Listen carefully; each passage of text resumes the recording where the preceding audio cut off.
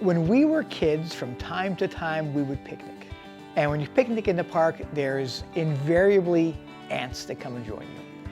And you got to brush away the ants, and they're kind of an annoyance. And then years later, it occurred to me, well, of course there's ants at the picnic because we're picnicking where the ants live. And I thought, how would it be if the ants came to picnic where we are? I'm Steve Kimble. I'm the artist that put together the Ants Picnic at Brandi Fenton Park in Tucson, Arizona. At the last sculpture show, an anonymous donor purchased these 7 ants and donated them to be placed in a public park in Tucson. And so we worked with Pima County, found a good spot, found the Ramada at Brandi Fenton Park, and the county said, let's do it.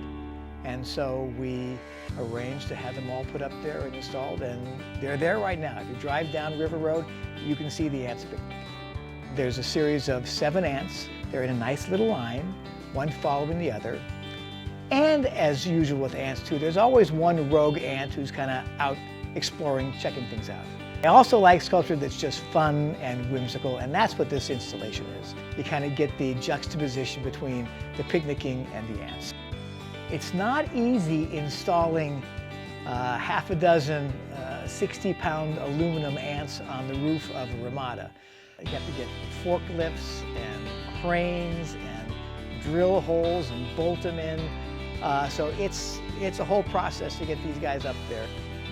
They'll be up there long after you and I are both long gone.